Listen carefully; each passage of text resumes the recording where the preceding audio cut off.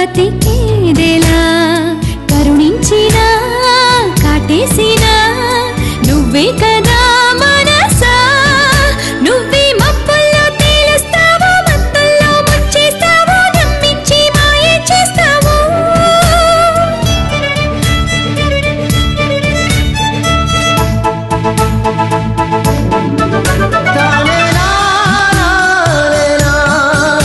అవునంటూ కాదంటూ రేపేవో కలవరమే ఆరాటమే అను నిత్యము సంతోషం సంతాపం నీ బొమ్మ బొరుసులుగా ఆడేవులే ఒక నాటకం ఓర్పువై ఓదార్పువై ఓడితే నీ తూర్పువై కష్టాలనే మరి ఇష్టాలుగా మలిచేవుగా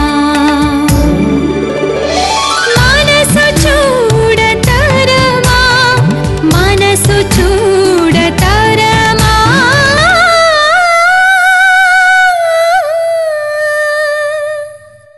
కిట్టు చట్నీ తర్వాత తీసుకొద్దు గాని అయ్యగారు అర్జెంటుగా బయటికి వెళ్ళాలి. ముందు టిఫిన్ పైకి తీసుకురా. అదేంటి? అసలు రాగిణి వదిన కాదు అమ్మా. ఇక్కడెవ్వరూ చిన్నవాళ్ళు కాదు, అందరూ పెద్దవాళ్లే.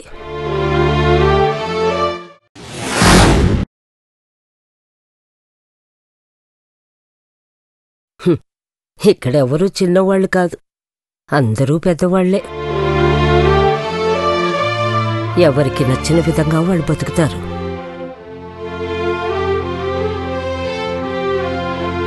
వాళ్ళకి నేనేం బుద్ధి చెప్పగలను రాజా? నేనిలాగే ఉంటాను. ఎవరైనా వచ్చి నాతో మాట్లాడితే 4 మాటలు మాట్లాడతాను. మనవళ్ళు మునిమనవళ్ళు ఏదైనా అడిగితే నాకు తెలిసింది చెప్తాను. అది చాలు నాకు. తప్పమ్మా, ఈ ఇంటికి పెద్ద దిక్కు నువ్వు. నీకు తెలియకుండా నీ మాట వినకుండా ఈ ఇంట్లో చిన్న పుల్ల కూడా పక్కకు కదలదు. మల్లికని తీసుకొచ్చి నా కోడలని చెప్పావు. నువ్వు నాతో చెప్పే చేశావా?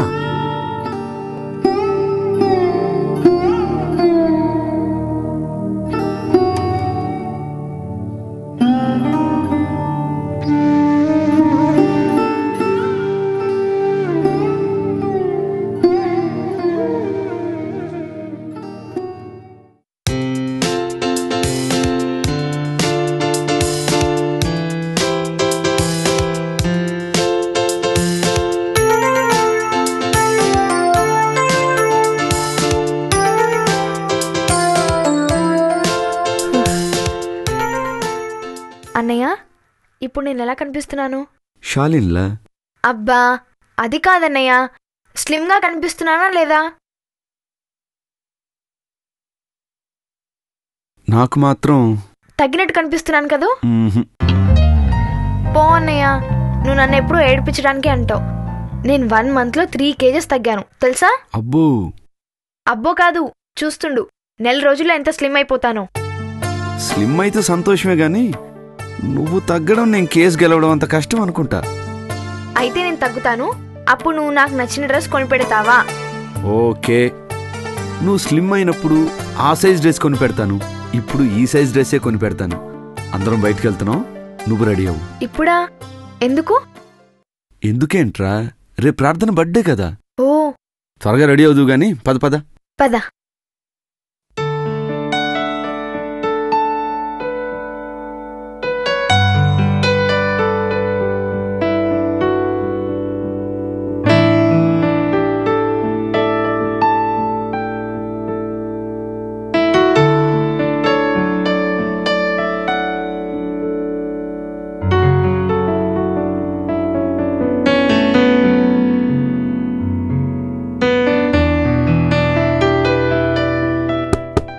శరత్, కమిన్.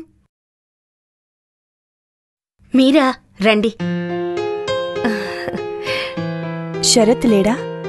లేడు. లేడా? ఉన్నాడేమో. ధూమ్ సీడీ తీసుకెళ్దామని వచ్చాను. సీడీనా? 1 minute.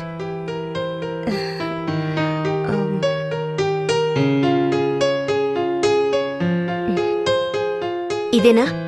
వద్దండి, శరత్ వచ్చాక అడిగి తీసుకెళ్తాను. మన షరతేగా, తీసుకెళ్ళండి. మీరు తీసుకెళ్లారంటే తనేమనుకోడు. ఎంత మనైనా తను లేనప్పుడు తీసుకోవడం పద్ధతి కాదేమో.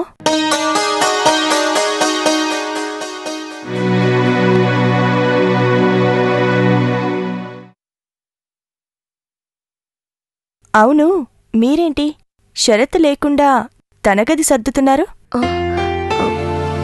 తప్పే ఉంది. మనిల్లు, అందరూ మనవాళ్లే.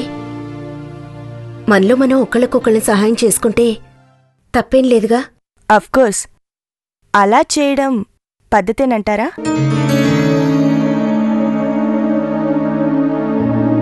అందుకే నేను లోపలికి వచ్చేటప్పుడు కూడా డోర్ నాక్ చేసే వచ్చాను.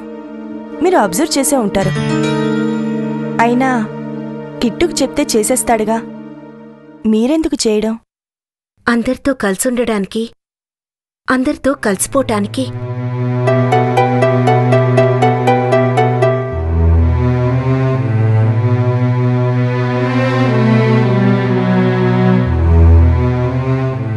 దానికోసమే ఈ తాపత్రయం. కానీ నన్నందరూ దూరంగా ఉంచటానికే ప్రయత్నిస్తున్నారు.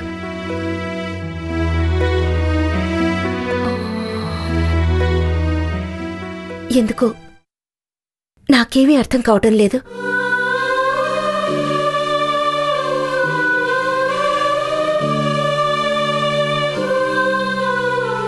ఒక్క నిమిషం.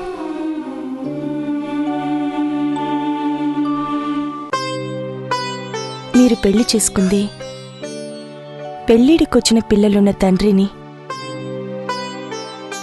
మీరీ ఇంట్లో అడుగు పెట్టింది వాళ్ళమ్మ స్థానంలో.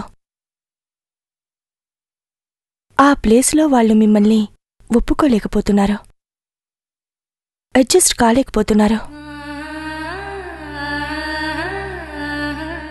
అదంత తేలిక కాదు. అంత తేలిక కాదని నాకు తెలుసు. కానీ ఇంత కష్టమని నేను అనుకోలేదు. అయినా నేను ఈ ఇంటికి వాళ్ళమ్మ స్థానంలో రాలేదు. అమ్మ మీద చూపించే ఆ ప్రేమని, అనురాగాన్ని నా మీద చూపించాలని నేను అనుకోవటం లేదు. కేవలం ఈ ఇంట్లో ఒక మనిషిగా, నలుగురిలో ఒకదానిగా చిన్న చిరునవ్వు చిందిస్తే చాలు. అంతకంటే నాకింకేం అక్కర్లేదు.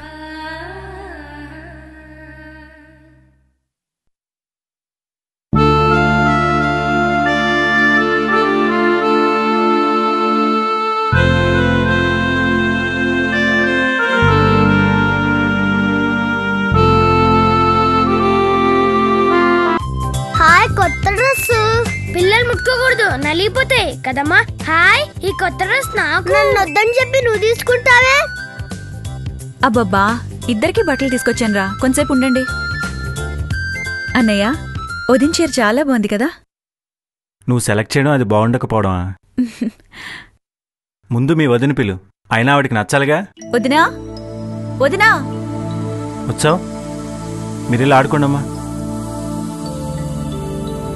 వదినా, ఈ చీర నీకోసమే కొన్నాం. ఎన్ని షాపులు తిరిగాం తెలుసా? అవును ప్రార్థన, ఈ చీర కోసం తిప్పి తిప్పి చంపేసింది. ఈ చీర చాలా బాగుంది కదా వదినా.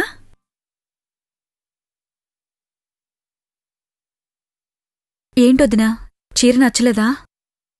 చీరకే చాలా బాగుంది, కానీ ఇప్పుడెందుకు? ఇప్పుడెందుకంటావేంటి? రేపు నీ బర్త్డే, కొత్త బట్టలతో నువ్వు తలతళ్ళాడిపోవాలి. అవునన్నయ్య, వదిన అన్ని బర్త్డేలా కాకుండా రేపు వదిన బర్త్డే చాలా సెపరేట్గా చేయాలి. సంథింగ్ స్పెషల్గా ఉండాలి. బర్త్డే చేసుకోవడం నాకు ఇష్టం లేదు.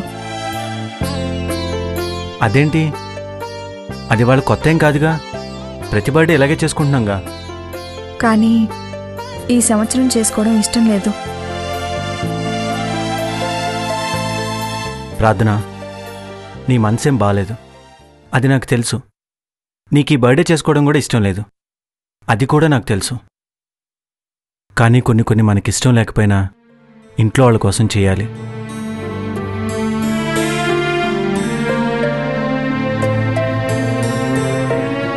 అవును వదినా, అసలు నీ బర్త్డే కోసం మేమంతా ఎంతగా ఎదురు చూస్తున్నామో తెలుసా? హ్యాపీగా కబుర్లు, సరదాగా జోక్స్. మళ్ళీ మనమందరం ఒకే చోట కలవచ్చు. మనుషులేమో దగ్గరవుతాం, మన మనసులు దగ్గరవుతాయి. కాదనుకొదినా, ప్లీజ్. ప్రార్థన, నువ్విలా మండుపట్టు పట్టుకుని కూర్చోవద్దు. అందరూ చోట కలిస్తే నీకు రిలీఫ్గా ఉంటుంది. నువ్వు రిలీఫ్గా ఉన్నావు అనుకో, మా అందరికి హ్యాపీయే. ఏమంటావు వదినా?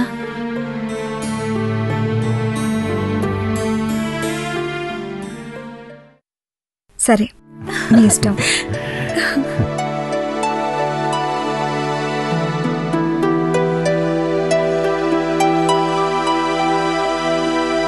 కిట్టు, ఇంత మంచి ఫోటోలు అనవసరంగా స్టోర్ రూమ్ లో పడేశారు. అదే శరత్ రూమ్ లో పెడితే ఎంత బాగుంటాయో కదా. అవునమ్మా. అమ్మగారు, ఆ పక్క రూమ్ కూడా మీరు ఒకసారి చూసి ఏ సామాన్లు ఎక్కడ పెట్టమని చెప్తే అక్కడ పెడతాను. అలాగే. ఏమైందమ్మా? అమ్మగారు, ఏమైందమ్మా? ఏమైంది కిట్టు? బాబు గారు, అది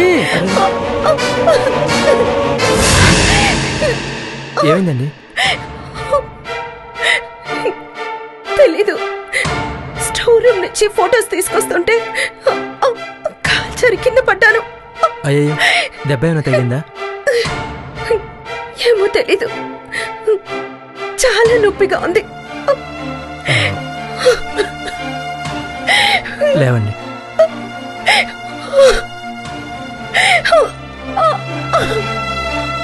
లేవండి.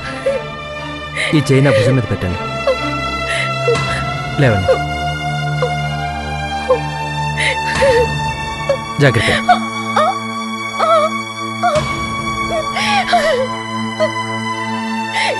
జాగ్రత్త.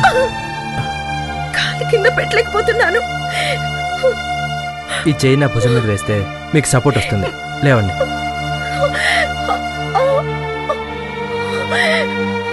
కిట్టు, అయ్యగారు, ఆ పనులన్నీ తర్వాత లోపలికి వెళ్ళి కాస్త వేడి నీళ్ళు పెట్టు. కాపడం పెట్టాలి. అలాగే అయ్యగారు. జాగ్రత్త. మెల్లగా నడవండి.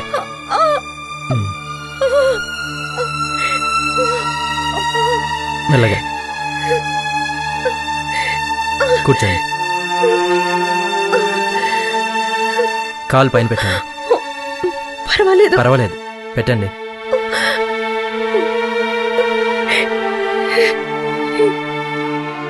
దెబ్బ ఎక్కడ తేలింది?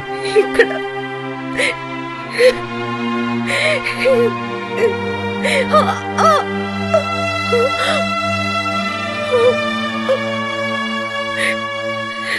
ఫ్రాక్చర్ అయి ఉండదు, కాస్త బెనికినట్టుంది. పెయిన్ బామ్ రాసి వేడి నీళ్ళతో కాపడం పెడితే తగ్గిపోతుంది. ఒక నిమిషం.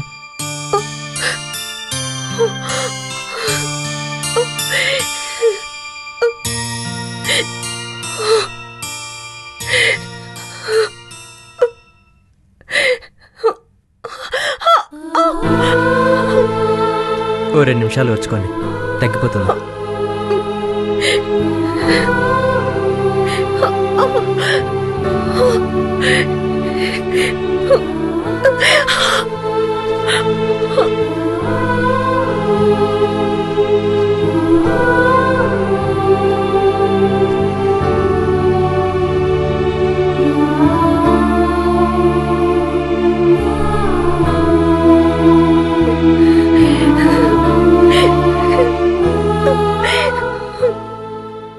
ఒక 2 నిమిషాలు.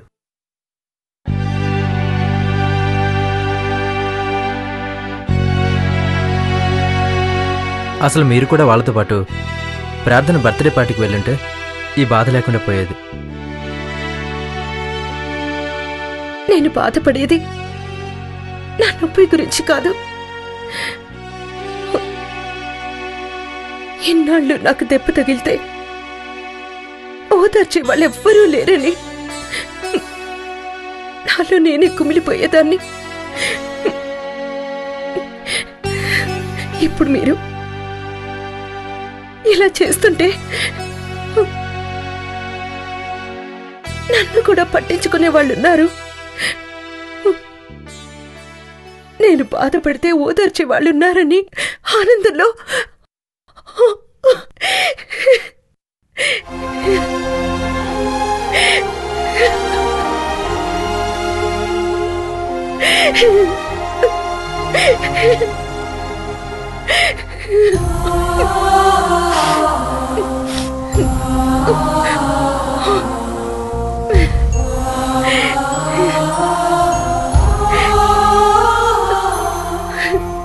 అంటే మీకు అమ్మా నాన్న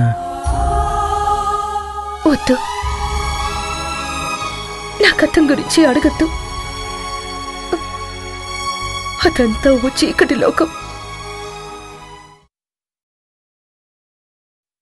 ఎన్నేళ్ళు ఆ చీకట్లోనే ఉన్నాను. ఇన్నాళ్లకు నా బ్రతుక్కో దారి చూపించే వెలుగు కనిపించింది. ఆ వెలుగే మీ నాన్నగారు.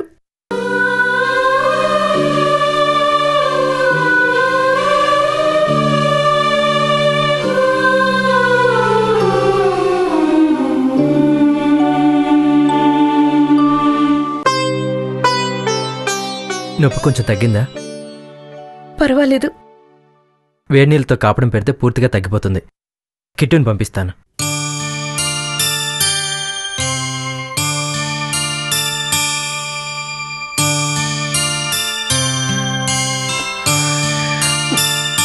జాగ్రత్త.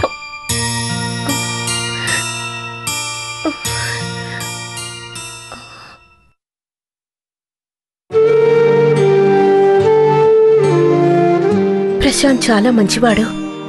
ఈ కుటుంబ గౌరవాన్ని నిలబెట్టగలిగే సమర్థుడు అని మీ నాన్నగారు చాలాసార్లు చెప్తుండేవారు.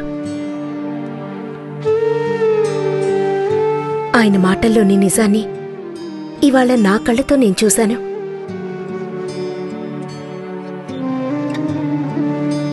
You're great. You're great.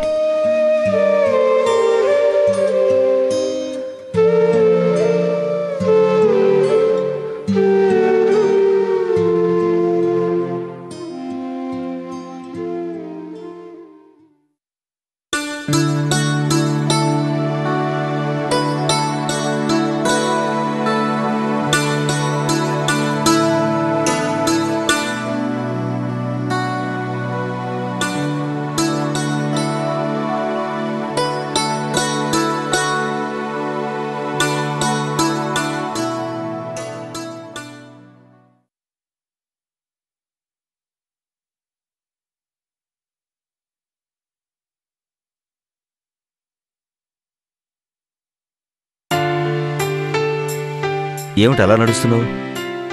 గాయమైందా? అవును, గాయమే. కానీ చాలా హ్యాపీగా ఉంది. దెబ్బ తగిలితే బాధగా ఉంటుంది. నువ్వేంటి నవ్వుతున్నావు? దెబ్బ తగిలినప్పుడు చాలా బాధ అనిపించింది. కానీ ఆ బాధ ఇంత ఆనందాన్ని ఇస్తుందనుకోలేదండి.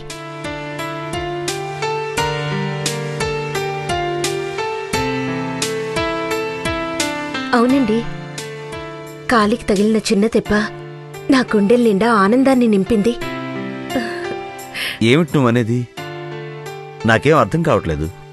ఫోటోలు స్టోర్ రూమ్ నుంచి తీసుకొస్తూ మెట్ల మీద స్లిప్ అయి కింద పడిపోయాను. క్షణాల్లో నన్ను రూమ్కి తీసుకొచ్చి నా కాలికి బాంబు రాసి నాకు వేడినీళ్ల కాపడం పెట్టాడు. ఎవరు? ప్రశాంత్.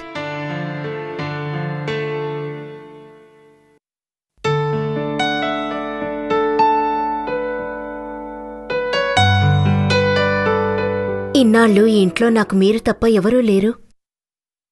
ఒంటరిదాన్నని ఫీల్ అయ్యేదాన్ని. ఇవాళ తెలిసింది, నేను బాధపడితే నన్ను ఓదార్చేవాళ్లు కూడా ఉన్నారు అని.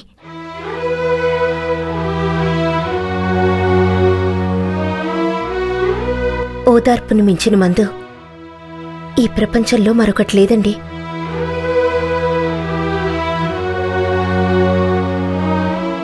తను ప్రేమగా, బాధ్యతగా సర్వీస్ చేస్తుంటే చిన్నప్పుడు మా అమ్మకి అలా నేను సేవ చేసేదాన్ని. ఈరోజు ప్రశాంత్ ఈ అమ్మకి సేవ చేశాడు.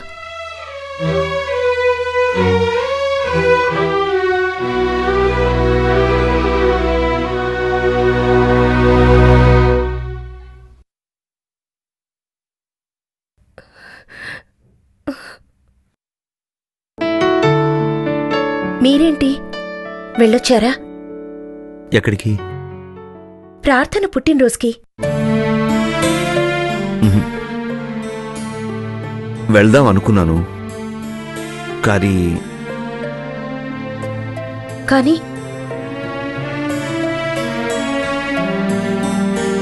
వెళ్తే రిసీవ్ చేసుకుంటుందో లేదో అని వెళ్ళలేకపోయారా?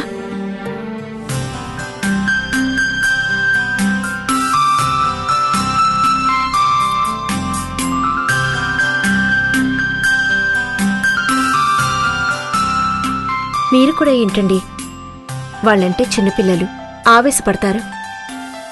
ఆ వయసులో ఎవరైనా అలానే ప్రవర్తిస్తారు. పెద్దవాళ్ళం మనం సర్దుకుపోవాలి, సర్ది చెప్పాలి. మెల్లగా వాళ్లే అడ్జస్ట్ అవుతారు. ఇవాళ ప్రశాంత్, రేపు ప్రార్థన. అది కాదు మల్లిక.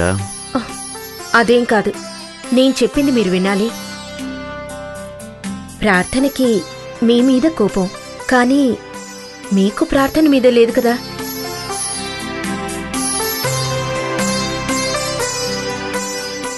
ఇప్పుడు మీరు వెళ్ళకపోతే ప్రార్థన అలా ప్రవర్తించటం కరెక్టే అని మీరు ఒప్పుకున్నట్టు అవుతుంది.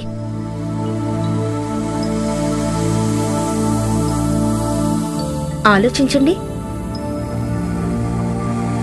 అలాగే. స్నానానికి వెళ్ళండి.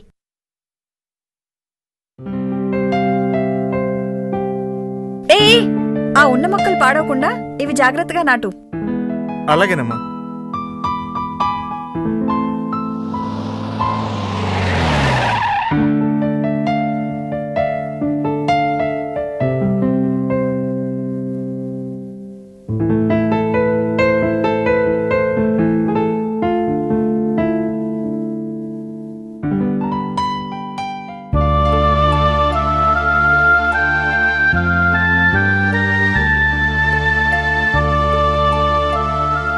ప్రార్థన,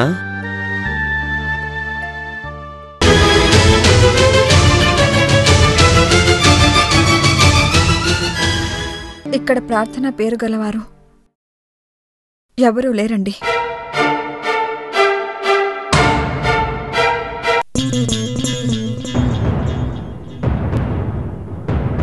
కవర్ చేసుకోవడానికి ట్రై చేయకు. అవి మీకోసమే తీసుకొచ్చాను.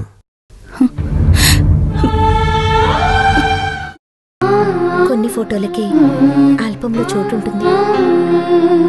ఈ క్షణం నుంచి మనిద్దరం సీక్రెట్ ఫ్రెండ్స్. ఓకే?